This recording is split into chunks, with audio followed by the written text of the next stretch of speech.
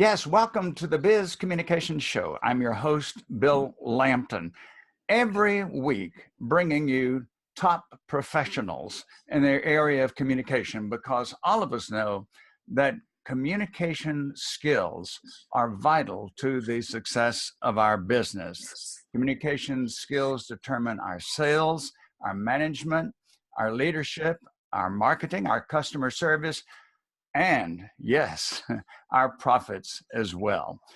Today, we have a guest that I've been acquainted with for more than 2 decades. I can remember back in the mid 1990s, noticing a column that appeared in our local paper here in Gainesville, Georgia, On the Job, the author Anita Bruzzese. I became very fond of that column. Much to my delight, I became acquainted with Anita. She has interviewed me a couple of times. I've reviewed her books, and what a privilege to have her with us today. She has credentials that would fill several pages. She's been a syndicated columnist for more than 25 years, including USA Today. She's been interviewed by Glamour, O Magazine, and yes, I saw her. I can witness to this.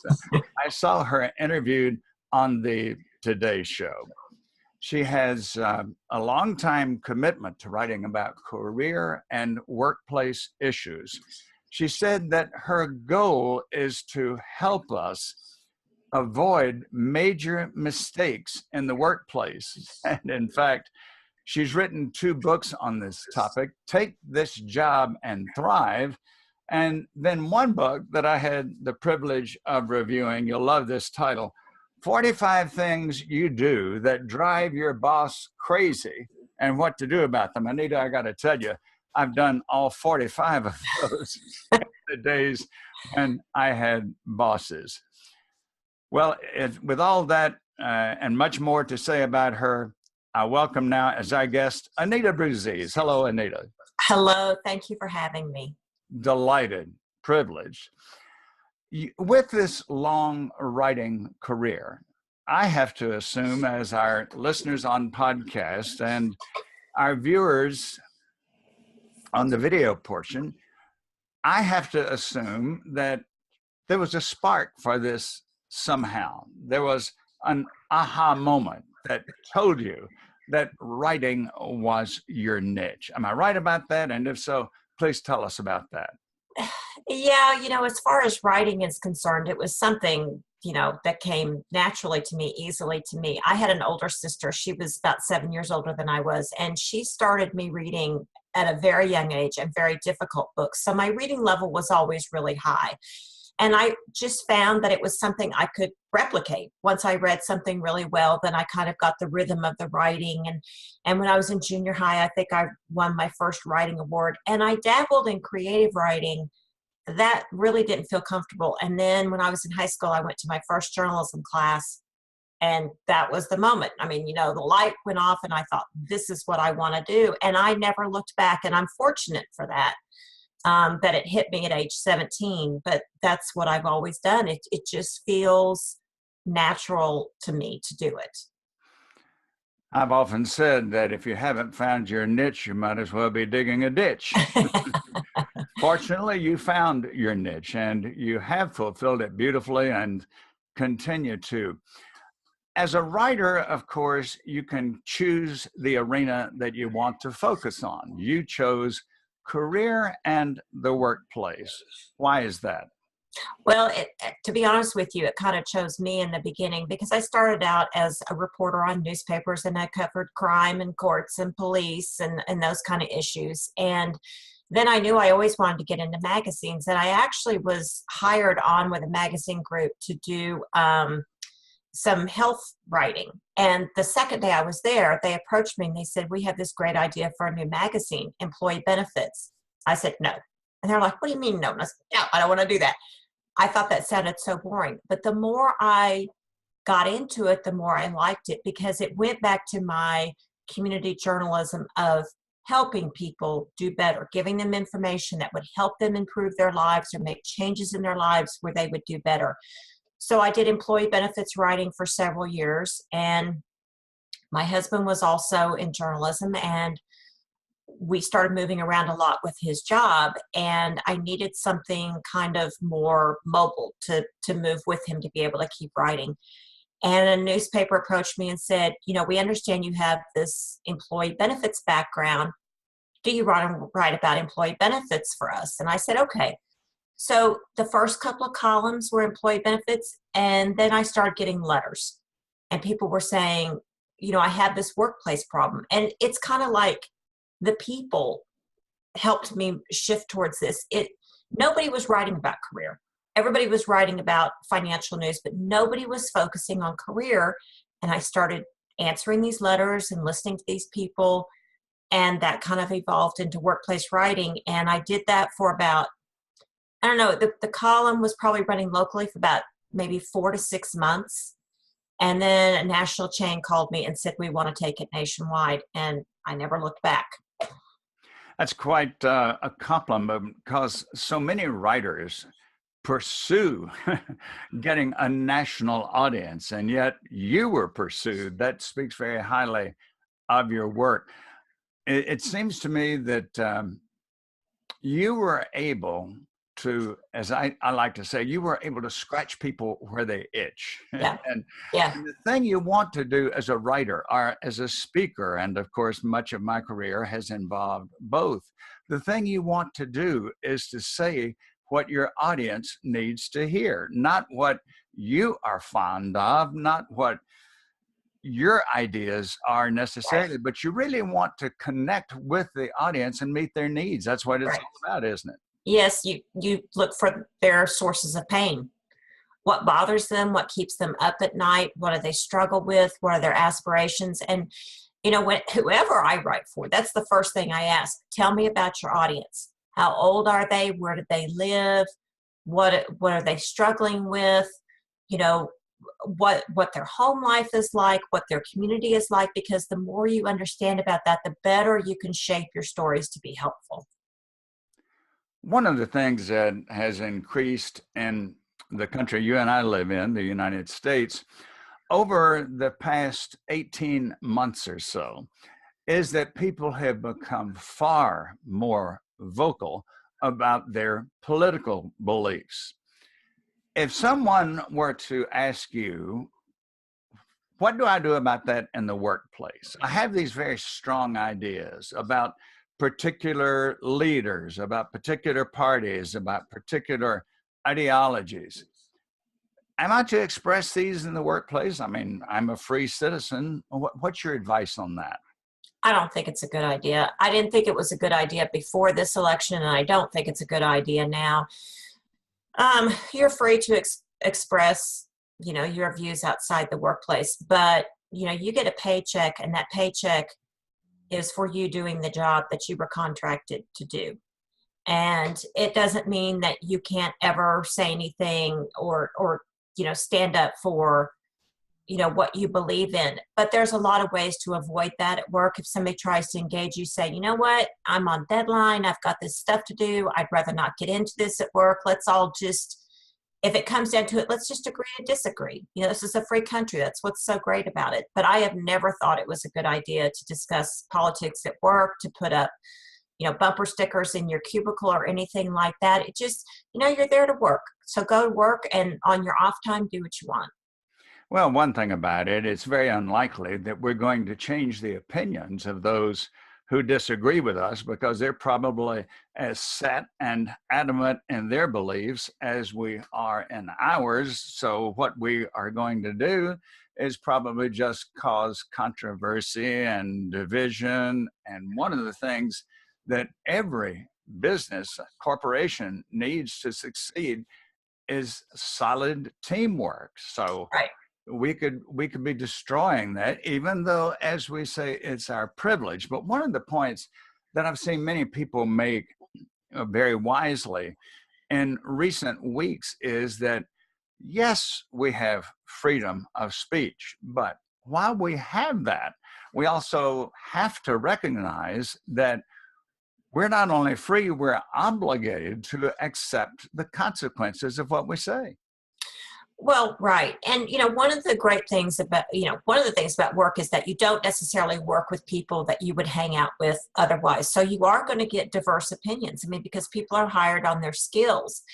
And I always think it's a good idea in any workplace to have diversity. And the reason being, the research consistently shows that diverse opinions leads to more innovation, it leads to better decisions, it leads into a company being able to evolve. So look at it this way. If you want your company to be successful and you need them to be successful so that you hang on to your job, then the more diverse opinions, the better. So look at it that way. Look at it as, oh, I don't like him because he thinks this way. Look at it as he thinks differently than I do. And we can use that kind of different thinking for us to come together with better ideas in the workplace. So instead of seeing it as a detriment, see it as something positive in the long run, because a company that's successful will be able to pay you better. You'll go farther in your career. So switch your thinking to it being more of a positive than a negative. And I think that you'll find it easier to deal with some of the differences you have. It's a very weak company that only hires yes people, isn't it? Yeah, they don't survive these days. They don't. I mean, that's just the bottom line. Those companies that are dropping out had groupthink. They can't evolve.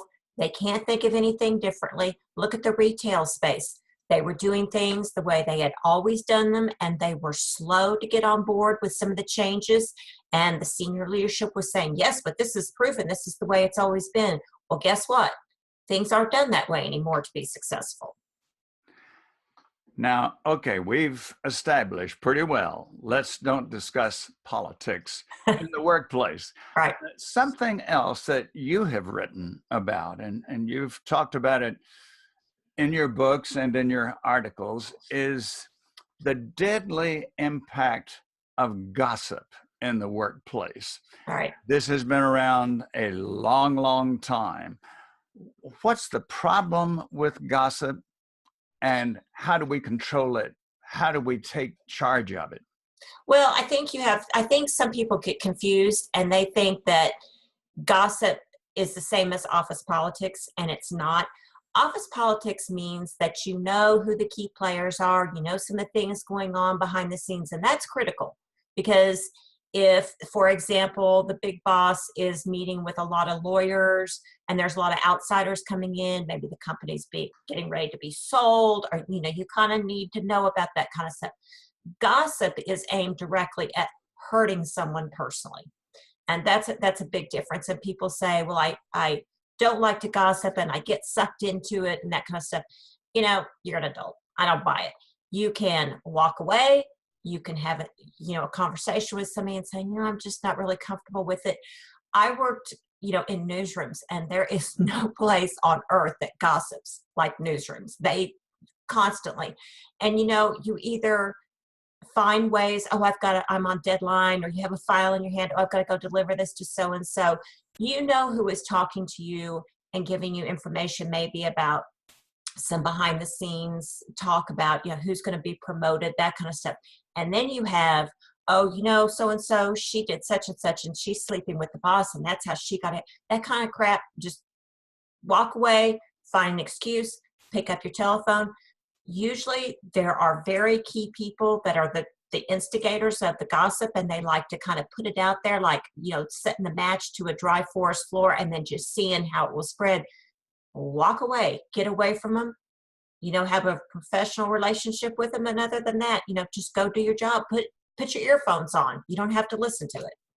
And you can even be assertive enough if they're talking about Susan, say, well, I don't see it that way. Susan's work is very credible. I consider her a valuable member of our team. And so that's not my viewpoint at all. I mean, you can get a little bit confrontational and disagreeable if you need to show that you're not going to participate. One thing you and I know, I spent 20 years in management. One thing you and I know is that if you become involved, engaged in gossip, you are way off base if you think that you're not going to become a victim of gossip, because the very person that you're gossiping with can very well turn and be gossiping about you. Well, and I think also there's a fine line these days between gossiping and bullying, or what they consider hate speech in the workplace, and you can be dismissed for that stuff. I think people think of gossiping as, people just sitting in the break room doing that, but gossip goes on online now. People spread rumors online, and many companies have a very low tolerance for anything they fear will get them sued. So, the greatest advice I ever heard was from a lawyer who told me, if you are not willing to say it in front of a jury of your peers, keep your mouth shut. And that should go for email, that should go for social media, that should go for something you say in the break room or an aside to somebody. That's a very good lesson into watching what you say. I heard somebody say, if you don't want what you say put on a billboard on the interstate, don't say it, because what you say, why, Anita, this is just between you and me. Yeah, it's never between. Yeah. No, I never. I got some ocean property in Nebraska. I can sell you on that as well. Okay, we've talked about what not to say in the workplace. Let's bring it a little bit more upbeat here. What's the value of giving compliments? Managers and supervisors and even team members complimenting each other. Well, I've never heard anybody start crying, from being upset if you give them a compliment. I think where compliments got a bad rap was with the millennial generation, where everybody gets a trophy for showing up for work, and I don't agree with that. I think it's a bad rap on millennials. The ones I've met are extremely hardworking and focused and dedicated, and you can find numerous examples of millennials doing a lot for what's happening in the workplace. But I think too many managers have been trained that you save your compliments, or you save them up to the performance review, annual performance review, which is ridiculous. You're never going to remember what Bob did on August 12th that was so great that, oh, I meant to tell him that and I forgot.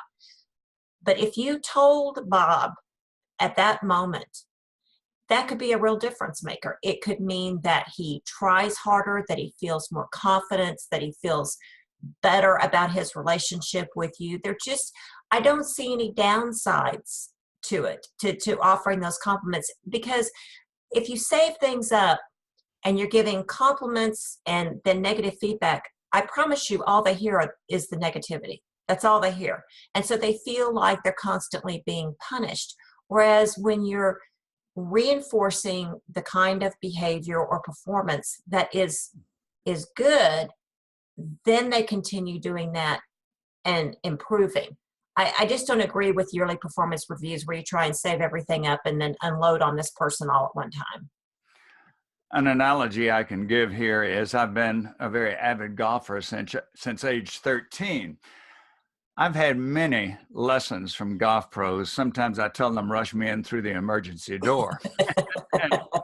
and the lessons that I've had, the golf professional that I responded to most effectively, that I really related with, and that I really learned something from and improved my game, was not the one that told me the many things I was doing wrong, but the one who said, here's the way to do it. And they demonstrated it. And they said, let's see you demonstrate it. And they did a video to show me that I had the positive instructor, the positive manager, the positive supervisor is going to be way ahead.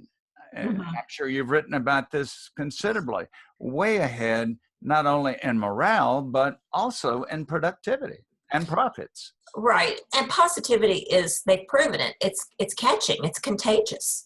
So the boss who is a positive role model and offers positive comments, and I'm not talking about, stroking somebody's ego. I'm talking about the boss who can say, I just wanted to tell you that in that presentation, that was such a good point you brought up when you said this. And I'd like to see you continue to go with that theme, or continue to go deeper in that and learn more about it. When you're specific with your feedback, then it comes across as actionable. And I think it comes across as much more sincere. And speaking of sincere, of course, you can't be so gushy that you overdo compliments. If you compliment somebody every day and you compliment the entire Yeah. workforce, after a while, it doesn't have meaning. It must be, as you say, timely. It must be specific.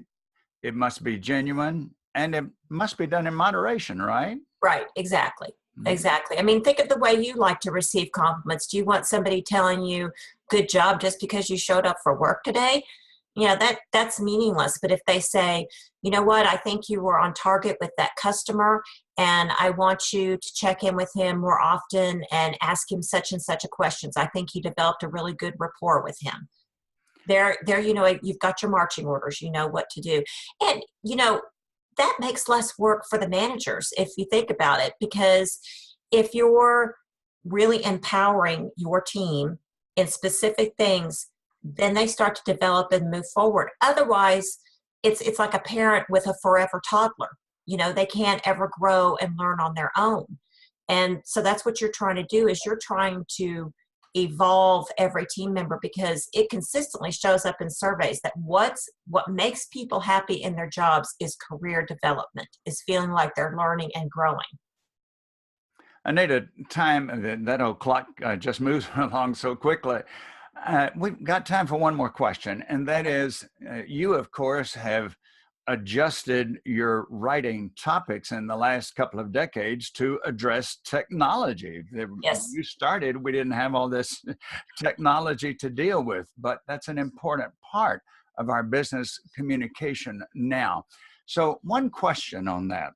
Let's say that I've got something that I need to tell to an employee, discuss with them.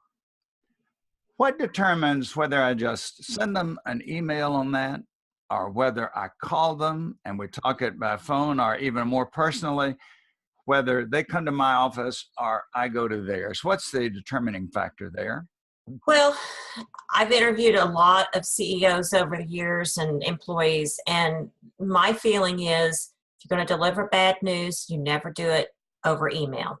If you can't go and see them to deliver the bad news, you need to do it on the phone.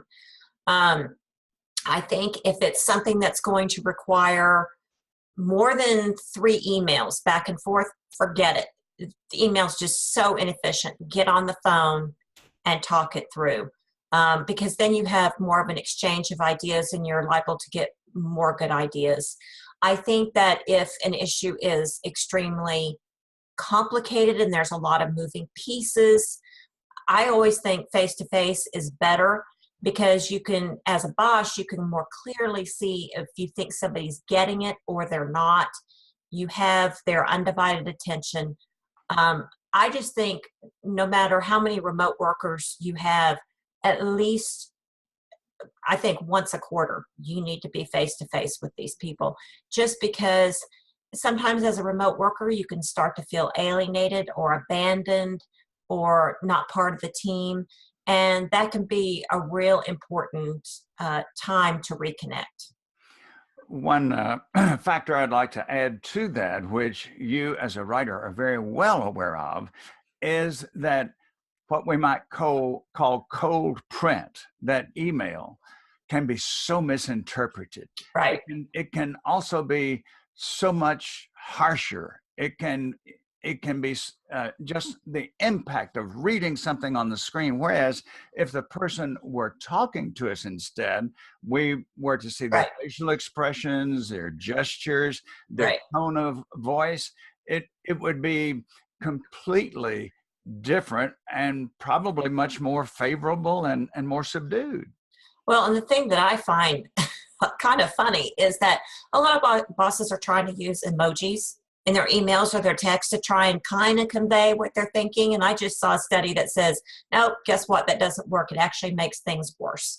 So, never forget the power of the connection. And I'm actually writing a lot these days about emotional intelligence. If you can believe it, there are actually leaders who have to go through emotional intelligence training to learn how to deal with people face to face, how to read body language, how to interpret, how somebody feels about something, because without it, they're not effective leaders. So even if you are remote, work to get that either screen time like what you and I are doing, or a personal phone call, or go and see the boss and talk to him, because I can tell you it's critically important to not only your own success but the success of your boss as well. Anita, this has been fascinating. I have just one more point to add before we sign off, and that is, I hope you will give a return engagement a couple of Of months course. down the line. We have so many relevant topics that your expertise would be so helpful on, as you have been today. There are our viewers and listeners who would love to know how to get in contact with you. So please give us your contact information now. My website is www.45things.com. And on there, I have my blog that I write twice a week. I have contact information. I have some resources, that kind of thing. If you want to reach me via email, it's AnitaBruzzese@gmail.com, AnitaBruzzese.com. Thank you for that. I know there are people who want to reach out to you. Now that you've shared your contact information, I will share mine. The Biz Communication Guy, that's B-I-Z. So logically, my website is B-I-Z, bizcommunicationguy.com. Invite you to go there, sign up for my newsletter. You can register also for my podcast and for this video show as well. Great to have every one of you with us today. Anita Bruzzese, thank you again so very much for taking this opportunity to help us learn how to be more effective in the workplace, which is where you have dedicated your talents and your brilliant writing skills. Again, thanks to all of you who have been with us. Look forward to having you with us next week for another terrific guest. Welcoming you then and thanking you for being with us now. I'm Bill Lampton.